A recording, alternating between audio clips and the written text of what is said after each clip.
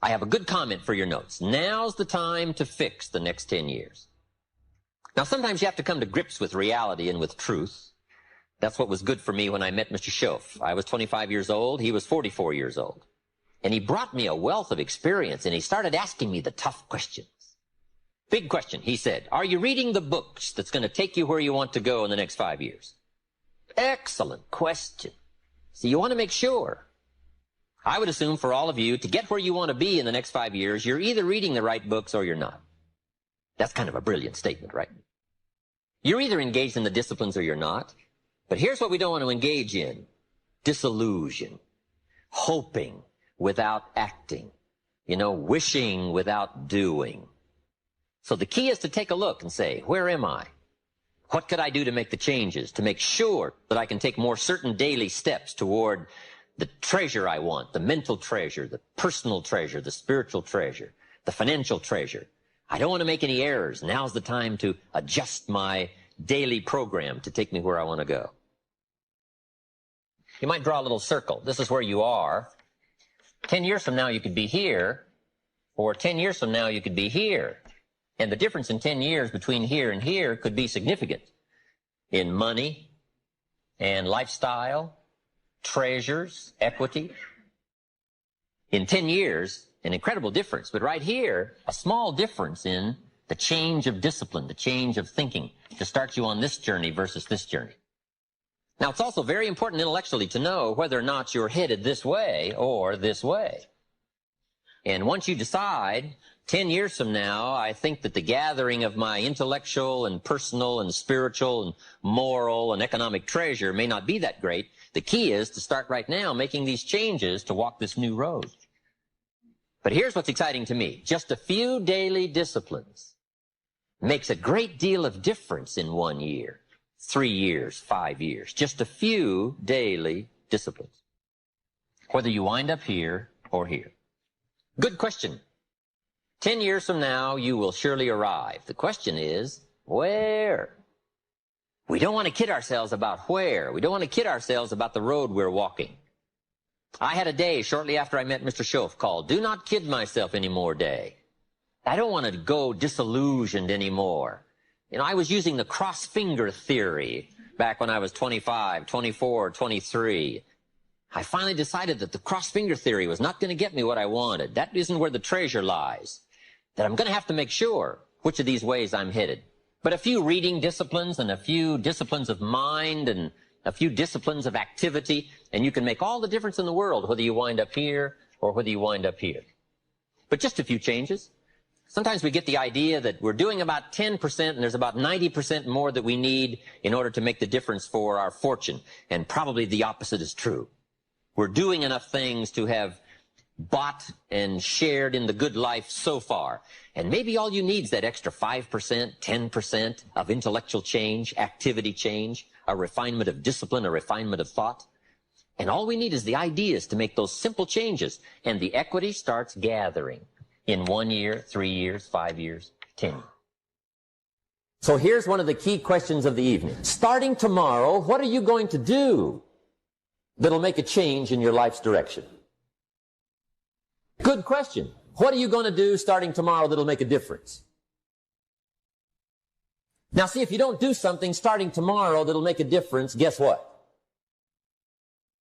It's gonna be the same. And see, that way you can guess what the next 5 years are going to be like. Look at the last 5. Because the next 5 are going to be like the last 5 unless you, major key, tomorrow, change it all. Or change a little, or change something, or don't change. It's choice time. You can do whatever you want. But it's nice to know any day you wish you can change your whole life. What can you do starting tomorrow that'll make a difference? Good question. What can you do with economic chaos, massive disappointment? What can you do with a broken heart? What can you do when it won't work? Good question. If you want your life to change, here's the source of it all. Ideas plus inspiration. Now, ideas are not that far away. Everything you need is within reach. The ideas you need for life change or business change is within reading reach. It's within listening reach. There's probably a library not too far from you. The problem is, right, there's a library there, but most people drive by. Very few drive in. Do you know how many people own a library card in the United States? 3%. And guess how much they cost? Nothing. Wow. But see, it's within reach. Now, the key is, who's going to reach? There's a simple Bible phrase, and I'm an amateur on the Bible, but here's what it says. If you search, you will find. But it's very important to know that finding is reserved for the searchers. We don't find what we need, we find what we search for. Needing is not the prerequisite to getting value. You can't be a needer, you have to be a searcher. But if you'll search, if you'll try, if you'll go, if you'll listen, ideas are within reach. And ideas are life-changing. There's nothing so powerful as an idea whose time has come. A business idea, a social idea, an investment idea, good health idea. All you need is just the refinement of an idea to make an impact on your life. Gather treasure, gather equity, gather wealth. Because it doesn't take much to make a significant difference as the time passes. A good note for you to take. We could all use a little coaching. Listen to someone's experiences and see if it might cause for you a little moment of correction so that you can make some changes that'll add up to some extra worth in the next 1 year, 3 years, 5 years.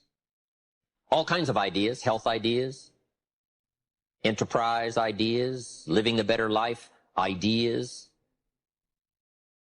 Now, if you're excited and you're ready to change, find out how things work. The first key to doing better is find out. To change your life, really, you need ideas. There isn't anything an idea can't change. And Schoff taught me the major problem is lack of an idea, not a problem.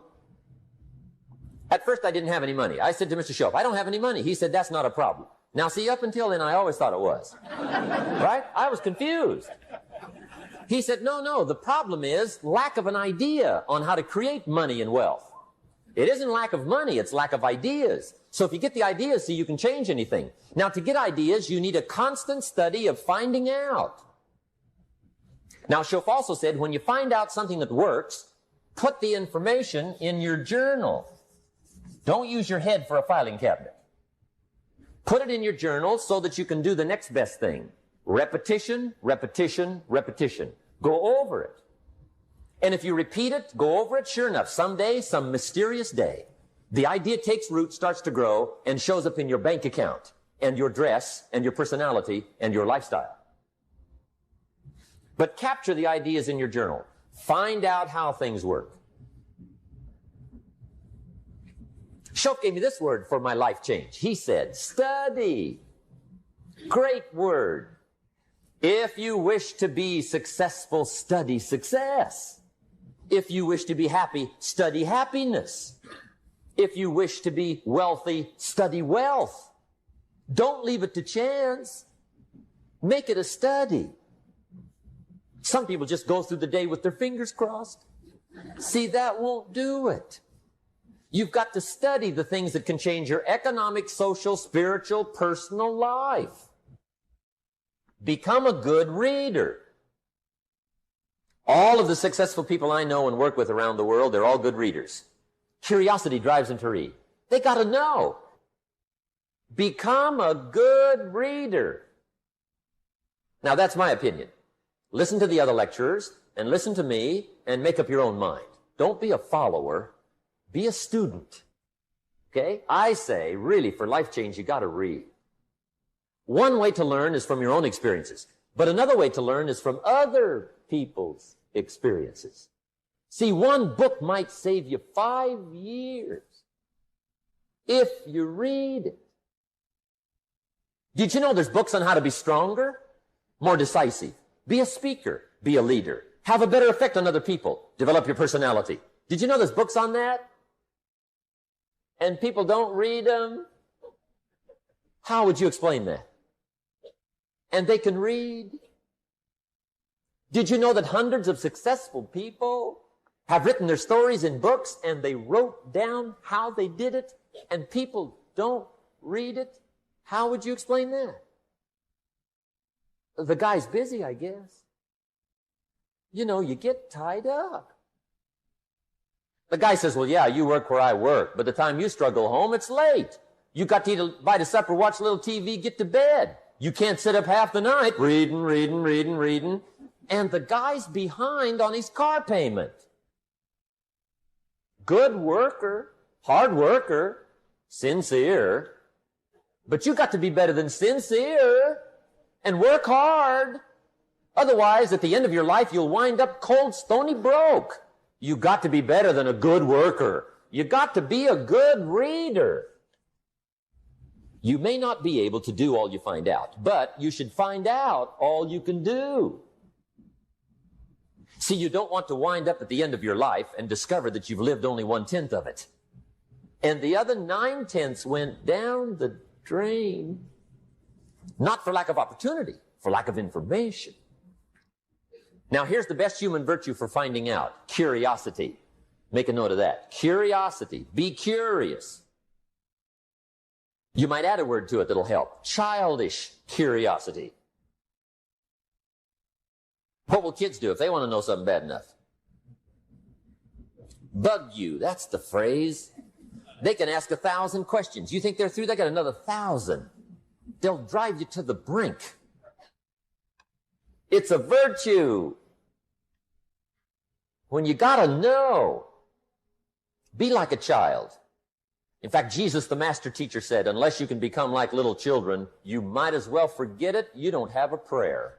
Excellent advice. You gotta be like children. 4 ways, in my opinion, to be like a child.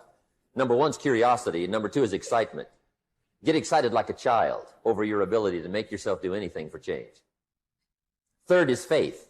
Have faith like a child. Adults are too skeptical. And 4th is trust. Trust is a childish virtue, but the rewards are incredible. So be like a child. Now, there's millions of books, so you can't read all the books. But here's what I mean by read all the books. Read all the books you need to read to make your fortune, become powerful, influential, healthy, prosperous, aware, bright, helpful, partnership, father, mother, grandparent. Read all the books you need for your life to flourish and become the best it can possibly be during the course of your lifetime. Read all of those books. Don't be short on that list. One of the greatest experiences any of us can have is the experience of influence. To persuade somebody that we've got a good idea, or to persuade somebody to buy a product or consider a service. To be able to influence somebody to a way of life, a product, an idea, a company, a corporation, an enterprise. Influence is one of the greatest of life's experiences. The chance to influence somebody else, their thinking, their future, maybe their lives, is a great experience. And all the way from being a manager to an executive to being a parent, we all have in some respects the chance and the opportunity to influence somebody else. Now, the key is to develop the skills to do it. There's one thing in doing it casually, another thing in doing it hazardly, and the other is to do it on purpose by learning the skills. Gathering the skills to help influence people to a way of thinking, to a product, to an idea, to an enterprise, or just to a better life. I think, first of all, to get more, we need to just be thankful for what we already have. But let's be thankful for where we are, because that's how good ideas start to flow. Thanksgiving for what you've already got. Here's what blocks the flow of all good information: cynicism. It's not that difficult to be a practiced cynic. Feeling cynical about circumstances, cynical about place, cynical about opportunities, cynical about people. But if we turn that around, turn cynicism into thanksgiving, now the ideas can flow, information can flow, refinement of ideas can flow. So that's number 1, be thankful. Here's number 2, be eager to learn. No matter what you know, There's always some more. There's nothing like a good, powerful discussion to refine an idea. What we want is ideas that pass the test of the tough questions. And it's good to be around people who can ask the tough questions. Debate has a unique way of refining ideas that can become of value. But here's what I ask you to do. Argue with all this stuff later. Go back over your notes and relive the experience and think about what we've shared with you here. The key is to stimulate the mind, to think thoughts and to think ideas, to open up channels of information. Refinement of intellect is where the future fortune lies. But be eager to learn. And the last comment is, be a good listener, which isn't easy these days. Everybody wants our attention. Radio voices and television voices and advertising voices and political voices and social voices and religious voices and community voices and family voices. And how do you sort through all the voices and give extra time to a voice of substance? It isn't easy. But if you'll practice the art of good listening, no telling what you can find in the way of ideas that can help change your life. The next key word is inspiration. Inspiration is a mystery, why some people are inspired and some are not. Who knows what that mystery is? Emotional vitality. Some people have this incredible zest for life and an appetite for living well and doing well, and others seem to take the ho-hum attitude, let it slide, and hopefully it'll work out anyway. I don't know what the difference of that is. But it is exciting to watch people who are inspired. But I think the key to it all is self-motivation. Personal inspiration, drawing emotional vitality from life and the challenge, going for it. We all admire that. Now, just a personal word. I don't know where I've caught you in this particular lecture series. Maybe this is springtime for you. You've got a new opportunity going and no telling what you're going to make of it, and you're all excited. Maybe some of you, we've caught you in harvest time. Maybe you're celebrating. Maybe this is the summertime for you, when sometimes the going is tough, and the weeds are attacking your garden, and the bugs are after your values. Summertime is an interesting time. It's not that easy to last from spring till fall. Summer's a test, and especially when the creditors are calling. So I don't know, maybe we've caught you in a testing time. Maybe this is challenging time for you, the summertime. Maybe I've caught you in winter. And I'm sure we've all had some of those winter times, sort of desperate times, decision-making times. Maybe I've caught you in this series at the fork of the road, and some of the decisions you make in the immediate future are going to have everything to do with your next 5 years, 10 years. And I've been to a few of those called forks in the road. I mean, which way do you go? What do you select now as your next path of opportunity? And maybe these are trying times for you. Winter can be a source of trial when the push is on and the press is on. You got to get going. You got to take action. The disciplines is the miracle process. And here's how to get the miracle of your future going as far as disciplines are concerned. Number one, do what you can. You might go home and set a whole new pace for yourself.